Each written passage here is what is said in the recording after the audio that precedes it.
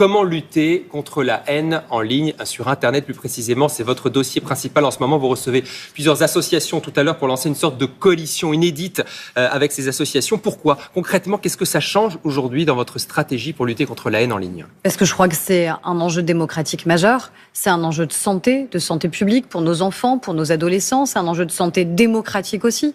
Parce qu'aujourd'hui, on voit bien à quel point les plateformes, les réseaux sociaux ont une influence absolument énorme sur nos vies, sauf que cette influence, elle est placée au service de quoi? Quand elle est placée au service du complotisme, de la désinformation massive, de l'homophobie, du racisme, de l'antisémitisme, de la violence à l'encontre des femmes.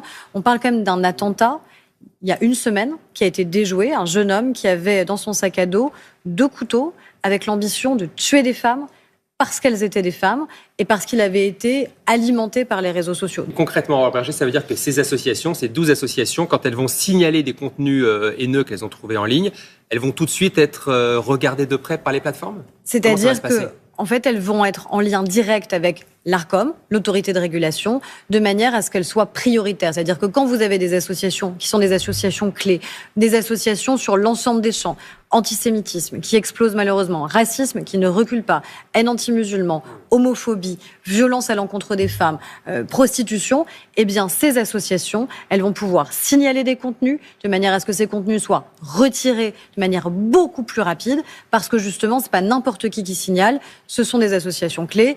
Et moi, mon engagement, c'est de renforcer leurs moyens budgétaires. Elles vont être aidées justement par l'État? Elles sont déjà aidées, mais elles vont l'être encore plus pour qu'elles puissent recruter des gens qui vont être dédiés à la lutte contre la haine en ligne. À hauteur de combien? Vous avez une idée du budget que ça nécessite? Là, l'objectif, c'est qu'elles puissent recruter au moins 1 à 2 personnes dédiées sur cet enjeu-là. Et donc, on va regarder précisément avec elles. Et c'est la première fois qu'on fait ensemble, avec vraiment ces 2 jambes, à la fois la régulation des plateformes et la manière avec laquelle elles doivent respecter le cadre que nous avons défini. Sinon, les sanctions tomberont parce que c'est une urgence.